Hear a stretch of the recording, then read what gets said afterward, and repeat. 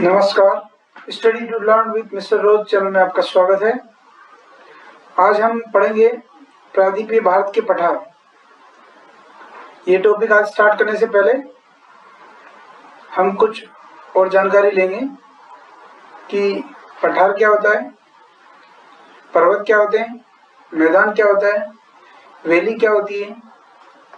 इन सब की डेफिनेशन हमें आइडिया होना चाहिए कि एक नदी क्या होती है। कोई भी हमसे पूछे कि नदी की डेफिनेशन बताइए तो नदी की डेफिनेशन हमें आनी चाहिए।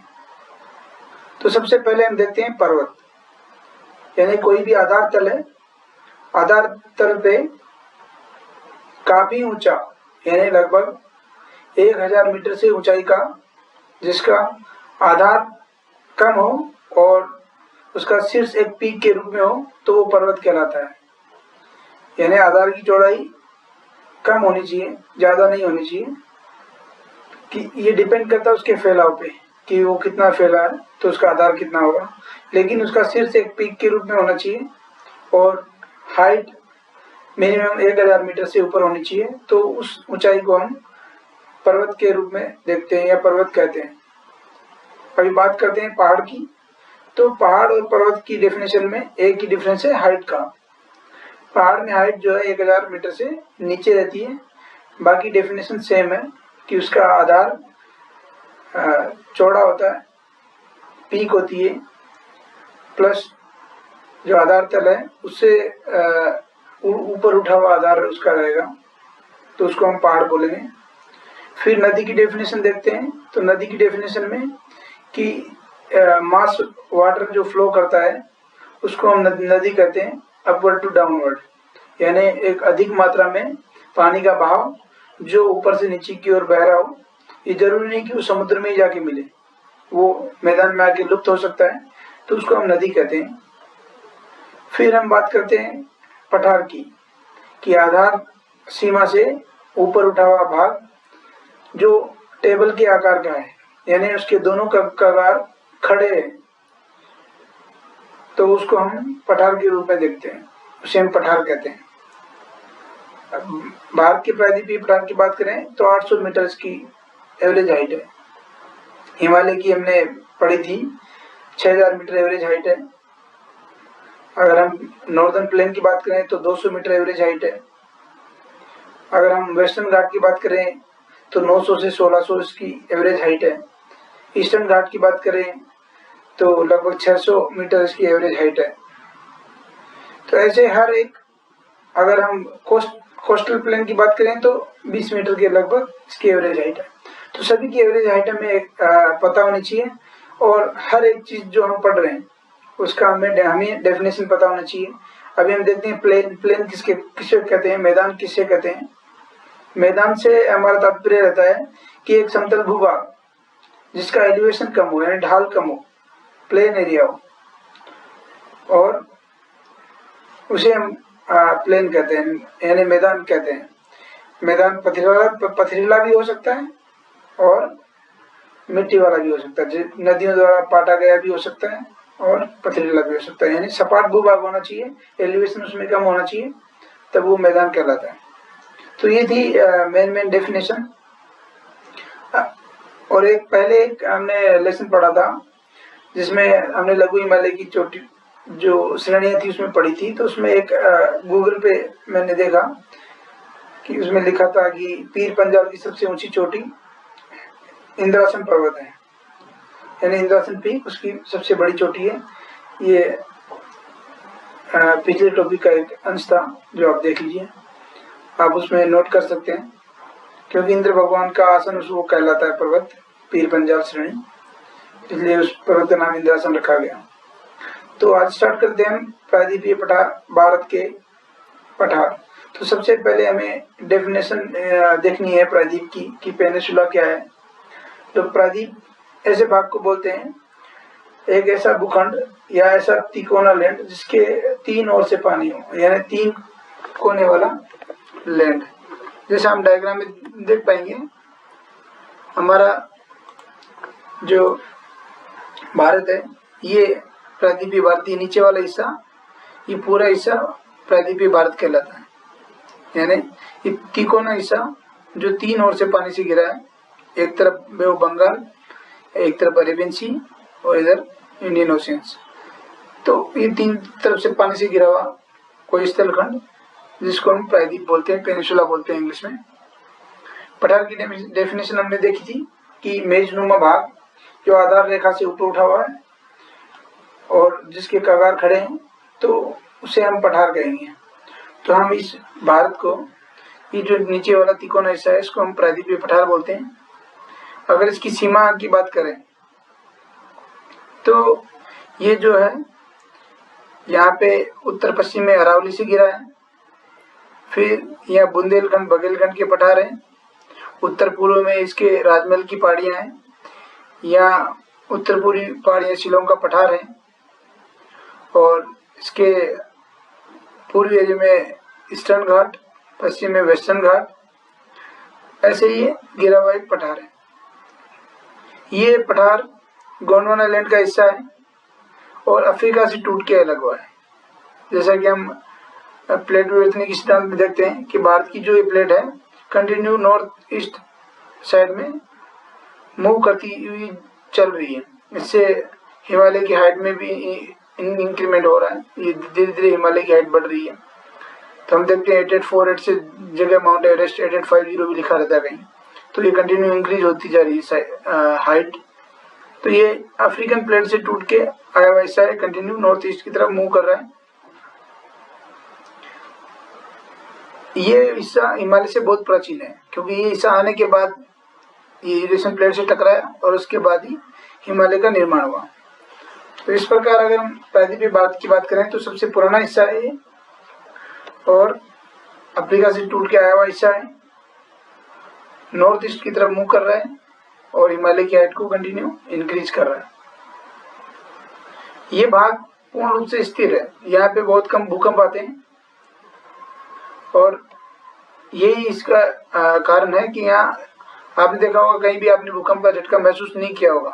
इधर नेपाल, नॉर्थ ईस्ट या राजस्थान, गुजरात, इधर आपने भूकंप महसूस किया होगा या न्यूज में पढ़ा होगा, लेकिन ये वाला एरिया जो है एक ठोस स्थलखंड है। यहाँ पे ये आंतरिक रूप से स्थिर है, यहाँ इसमें कोई भी आंतरिक रूप से हलचल नहीं है, इसलिए ये जो है एक स्थिर खंड है। इसका विस्तार हमने अभी देखा, अरावली से लेके और छोटा नागपुर पठार, इधर यहाँ शिलोंग पठार, बुंदेलखंड बघेलखंड, ईस्टर्न घाट, वेस्टर्न घाट, ये सब इसका है। प्रायद्वीपीय पठार की अगर हम ढलान की बात करें तो इसको हम 2 भागों में बांटते हैं, एक सेंट्रल, एक दक्कन प्लेटू, सेंट्रल प्लेटू और दक्कन प्लेटू। अगर सेंट्रल प्लेटू की बात करें तो इसका जो ढलान है वो उत्तर की तरफ है, तो यही कारण है कि यहाँ से निकलने वाली सारी नदियाँ, जिसमें सोन, चंबल, केन, बेतवा, ये सब नदियाँ जो है उत्तर की ओर जाके गंगा नदी या यमुना नदी में मिल जाती है। बाकी जो दक्कन प्लेटू वाला हिस्सा है, इसका ढलान यानी सतपुड़ा रेंज से दक्षिण का हिस्सा, इसका ढलान पूर्व की ओर है। यही रीजन है कि गोदावरी, कृष्णा, कावेरी सब नदियां पूर्व की तरफ बहती है और बंगाल की खाड़ी में जाकर गिरती है।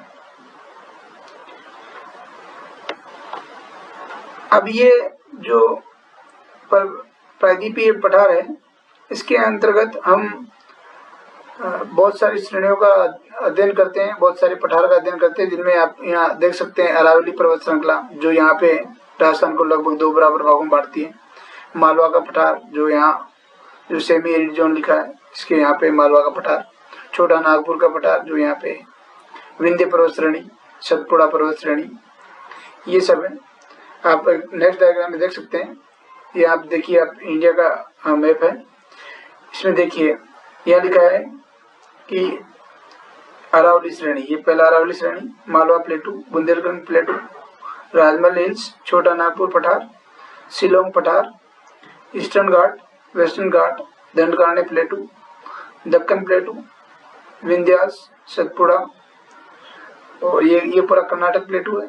इधर ये तेलंगाना आंध्रा का प्लेटू हो गया, और ये western coastal plain, eastern coastal plain, इन सब का अध्ययन हम इसमें करते हैं। ये सब का अध्ययन करने से पहले हमें हमारे इंडिया की एक फिजिकल स्ट्रक्चर हमारे इंडिया का क्या है। अगर हम उत्तर से दक्षिण की तरफ अगर खड़े होके अगर हम देखें तो एक प्लेन एरिया की तरफ हम देखें तो हमें इंडिया कैसा नजर आएगा, उसका डायग्राम आप देख लीजिए। आप यहाँ देख सकते हैं ये ग्रेट हिमालय जो सबसे ऊंचा है, ग्रेट हिमालय से जब हम नीचे आएंगे तो यहाँ घाटी आएगी, और ये घाटी के बाद में मिडिल हिमालय आएगा, मिडिल हिमालय के बाद में फिर घाटी आएगी, फिर शिवालिक आएगा, और शिवालिक के बाद में नॉर्दर्न प्लेन यानी उत्तर भारत का मैदान। ये हमारे 3 हिमालय की श्रेणियां होगी कंटिन्यू, इनके बीच में ये वैली हो गई और ये प्लेन हो गया। अब यहाँ वैली की डेफिनेशन देखें कि वैली किसे कहते हैं। तो वैली 2 उच्च भूभाग के बीच का संकरा और गहरा हिस्सा जो अपवर्ड टू डाउनवर्ड की ओर मूव करता हुआ दिखता है, यानी ऊंची पहाड़ी से जब नीचे ढलान की तरफ जाएंगे तो वहां से वो जो है ऊपर से नीचे इसकी ढलानुमा स्थिति इसकी रहेगी, तो उसको हम क्या कहते हैं वैली। ये यू शेप की हो सकती है, वी शेप की हो सकती है, आई शेप की हो सकती है। तो ये अलग अलग इसके टाइप रहते हैं। और ये हो गई 3 हिमालय की श्रेणी। उसके बाद में प्लेन आ गया, और प्लेन के बाद में ये प्लेटू, यानी हम नॉर्थ से चल रहे हैं। ये हम अगर नॉर्थ ईस्ट से साउथ वेस्ट की तरफ ऐसे मूव करेंगे तो हिमालय की ग्रेट हिमालय, मिडिल हिमालय, शिवालिक, उसके बाद नॉर्दर्न प्लेन, उसके बाद में अपना प्रायद्वीपीय पठार यानी प्लेटू आ गया, पठार आ गया, उसके बाद में कोस्टल प्लेन यानी वेस्टर्न घाट के बाद में कोस्टल प्लेन आ गया। तो ये हमारा इंडियन फिजिकल स्ट्रक्चर है जो हमें एक दिमाग में होना चाहिए कि कैसे कैसे यह अपना इंडिया है। अभी हम देखते हैं सबसे पहला टॉपिक हमारा अरावली पर्वतमाला। अरावली में हम देखते हैं कि अरावली जो है गुजरात के पालनपुर से लेके और दिल्ली तक ये फैली हुई है, और राजस्थान को लगभग 2 बराबर भागों में बांटती है। इसकी औसत हाइट जिसको बोलते हैं वो लगभग 930 मीटर के करीब है, और इसकी लंबाई की बात करें तो 692 किलोमीटर लगभग लंबाई है, यहाँ गुजरात से लेके और पालनपुर तक। राजस्थान में ये सबसे ज्यादा फैली हुई है, जो कि राजस्थान को 2 भागों में बांटती है, पश्चिमी भाग और पूर्वी भाग। इधर का मारवाड़ कहलाता है और इधर का मेवाड़ है, ये 2 भागों में बांटती है। इधर का एरिया लगभग सारा जो है रेगिस्तानी एरिया है, रेगिस्तानी जिले हैं यहाँ पे, लगभग 12 जिले हैं रेगिस्तान के, और बाकी इधर वाला एरिया जिसमें अच्छी बारिश होती है, अच्छा उपजाऊ एरिया है। तो ये एक जल विभाजक रेखा भी है अरावली। इसका विस्तार जो है पश्चिम में ज्यादा है, सॉरी दक्षिण में इसका फैलाव ज्यादा है, और जैसे जैसे उत्तर की तरफ बढ़ेंगे ये सक्रिय होती जाती है। दक्षिण वाले एरिया को जरगा पर्वत बोलते हैं, उत्तर के एरिया को दिल्ली रेंज के नाम से जाने जाते हैं। दिल्ली में जो संसद भवन है वो इसी की एक पहाड़ी है, रायसीमा पहाड़ी, उसी पहाड़ी पे। मुख्य रूप से अरावली को 2 श्रेणियों में बांटते हैं। यहाँ जयपुर के पास में सांबर है, सांबर लेक जो खारे पानी की झील है। सांबर से लेके और सिरोही नीचे राजस्थान में सिरोही तक की एक श्रेणी, और सिरोही के बाद दिल्ली तक की एक श्रेणी है, सिरोही से खेतड़ी, यानी 2 श्रेणियां में बांटते हैं। उसमें आगे ऊपर का हिस्सा आ गया, एक में नीचे का हिस्सा आ गया। अगर इसकी मैक्सिमम हाइट वाली पीक की बात करें तो वो है गुरु शिखर जो माउंट आबू में है, 1722 मीटर है। और इसके मिडिल अरावली की बात करें, अगर राजस्थान में हम मध्य में अगर बात करें तो तारागढ़, अजमेर में तारागढ़ है, वो लगभग 870 मीटर है। और इसकी उत्तरी चोटी की बात करें तो यहाँ सिक्कर डिस्ट्रिक्ट पड़ता है राजस्थान का, उसमें इसकी ऊंची चोटी है रघुनाथगढ़, उसकी हाइट है 1055 मीटर। अरावली का जो साउदर्न पार्ट है जहाँ पे गुरु शिखर है, वहाँ पे माउंट आबू में जैन धर्म का प्रसिद्ध दिलवाड़ा मंदिर है, और ये काफी प्रसिद्ध दिलवाड़ा मंदिर है, और एग्जाम्स की दृष्टि से भी इम्पोर्टेंट है। बहुत बार एग्जाम्स में आया हुआ है कि प्रसिद्ध दिलवाड़ा मंदिर कहाँ स्थित है, तो माउंट आबू में स्थित है। ये था अरावली के बारे में। ये सबसे प्राचीन पर्वतमाला है, अवशिष्ट पर्वतमाला है, और इसके समान जो उत्तरी अमेरिका कंटिनेंट है उसमें एप्लेशियन पर्वतमाला है जो सी के समान उसको मानते हैं, लेकिन वर्ल्ड की सबसे प्राचीन पर्वतमाला अरावली पर्वतमाला, ये अवशिष्ट पर्वतमाला है, कभी बहुत ऊंची रही थी लेकिन अब धीरे धीरे सिकुड़ के और कम हो गई है। अगर इसका विस्तार हमने देखा था गुजरात, राजस्थान, हरियाणा होके और दिल्ली तक इसका विस्तार है। दिल्ली में दिल्ली रेंज के नाम से जानी जाती है। राजस्थान का दक्षिणी विस्तार जरगा, यहाँ पे सबसे ज्यादा इसका फैलाव है। तो ये एक इम्पोर्टेंट नोट्स था इसके बारे में, अरावली के बारे में। अब हम देखते हैं दूसरा हमारा टॉपिक है मालवा प्लेटू। मालवा प्लेटू की बात करें तो ये मालवा नाम जो है मालव से लिया गया, जिसका अर्थ होता है देवी लक्ष्मी। मालवा प्लेटू इधर राजस्थान के कुछ हिस्से में फैला और एमपी के हिस्से में फैला है। ये अरावली के दक्षिण में और विंध्या पर्वत के उत्तर में स्थित है। इसके पूर्व में यहाँ छोटा नागपुर पठार और उत्तर पूर्व में बुंदेलखंड का पठार आप देख सकते हैं। ये मालवा का पठार है। इसकी औसत हाइट जो है वो 596 मीटर है और ये बेसाल्टिक लावा से बना है, ज्वालामुखी लावा से बना हुआ है। यही कारण है कि यहाँ की मिट्टी क्या है, काली है, काली मिट्टी यहाँ पाई जाती है। यहाँ की पठार से काली, सिंध, चंबल ये नदियाँ निकलती है। आप ये देख सकते हैं ये नदियाँ हैं जो है यहाँ पे, ये चंबल नदी जा रही है, ये यहाँ से बनास नदी आ रही है, ये सारी नदियाँ काली, सिंध, ये नदियाँ सब मालवा के पठार से निकलती है और इस पठार को ज्यादा अपरदित कर दिया, काट छाट के कर दिया। तो ये मालवा का पठार बीहड़ भूमि में बदल गया है। आपने पिक्चर देखी होगी पान सिंह तोमर, उसमें चंबल के बीहड़ दिखाते हैं, वो सब मालवा पठार को काट छाट के वो बीहड़ बन गए हैं। ये बीहड़ भूमि को उत्खात भूमि भी कहते हैं। और चंबल नदी है, उसी ने सबसे ज्यादा अवनालिका अपर्दन किया है। जो अपर्दन यहाँ पे होता है उसको अवनालिका अपर्दन कहते हैं। यानी जो पठार है वो एक नालियों के रूप में हो जाता है, एक नाली सामने, एक नाली यहाँ, एक इधर, एक इधर, एक इधर, बीच का भाग जो है उठा हुआ रहेगा, तो इसको अवनालिका अपर्दन कहते हैं। अभी हम अगला टॉपिक पढ़ते हैं, छोटा नागपुर का पठार। छोटा नागपुर का पठार झारखंड और पश्चिम बंगाल, यानी यहाँ पे ये पश्चिम बंगाल पड़ता है और ये झारखंड, ये दो स्टेट में इसका विस्तार है। और दामोदर नदी इस पठार को दो बराबर भागों में काट देती है। ऊपर का पठार हजारीबाग का पठार, नीचे का पठार रांची का पठार। दामोदर नदी भ्रंश घाटी में बहती है, यानी ये काट के दोनों तरफ का भाग ऊपर है और नीचे का ये जो इसकी घाटी है वो नीचे दसी हुई है, तो इसको हम भ्रंश घाटी कहते हैं। कि दो बराबर के भाग उड़ जाए और एक नीचे का भाग धंस जाए तो उसको हम भ्रंश घाटी का नाम देते हैं। जैसा कि यहाँ नर्मदा भ्रंश घाटी में बहती है, तापी नदी जो है भ्रंश घाटी में बहती है। तो इंडिया की 3 प्रमुख नदियां हैं जो भ्रंश घाटी में बहती है, नर्मदा, तापी और दामोदर। इसके अलावा यहाँ मेघना नदी है यहाँ पे, वो नदी भी जो है इसी में बहती है भ्रंश घाटी में। दो नदियां हैं जो एक ही भ्रंश घाटी में बहती है, दो नदियां होके एक ही भ्रंश घाटी में बहती है। तो हम ये देखें कि यहाँ की जो नदी है वो भ्रंश घाटी में बहती है, दो अलग अलग भागों में इसको काट देती है। छोटा नागपुर का पठार खनिज की दृष्टि से बहुत ही महत्वपूर्ण क्षेत्र है। यहाँ कोयला, लोहा, मैग्नीज, बहुत सारे खनिज यहाँ से निकलते हैं। और यहाँ से एक निकलने वाली इम्पोर्टेंट नदी एक और है जो स्वर्णरेखा नदी है। ये रांची के पठार से निकलती है, जो नीचे वाला हिस्सा है वहां से निकलती है। इसे भारत का रूर प्रदेश भी कहते हैं। जैसे जर्मनी में रूर प्रदेश है, जर्मनी का रूर प्रदेश जहाँ कोयला क्षेत्र के लिए बहुत ही फेमस है। तो ऐसे ये भी एक रूर प्रदेश कहलाता है।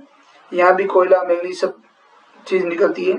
छोटा नागपुर के पठार के उत्तर पूर्व में यहाँ राजमहल हिल्स है और इसके दक्षिण में यहाँ महानदी नदी का बेसिन है। ये राजमहल की पहाड़ियाँ आगे विस्तार होकर शिलोंग के पठार में चेंज हो जाती है, यानी शिलोंग का पठार भी इसी का हिस्सा है। यहाँ पे गंगा नदी और ब्रह्मपुत्र नदी ने काट के इसको हटा दिया है। ये तो राजमहल गारो गैप इसको बोलते हैं या मालदा गैप भी बोलते हैं, है ना। तो ये 2 टॉपिक थे हमारे जो पेनिनसुलर इंडिया के में थे। अभी अगला टॉपिक हम पढ़ेंगे विंध्याचल पर्वत। तब तक के लिए जय हिंद, जय भारत। वीडियो आपको कैसा लगा इसके बारे में आप कमेंट जरूर कीजिएगा।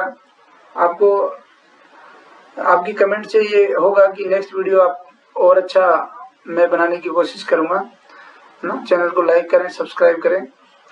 जय हिंद, जय भारत।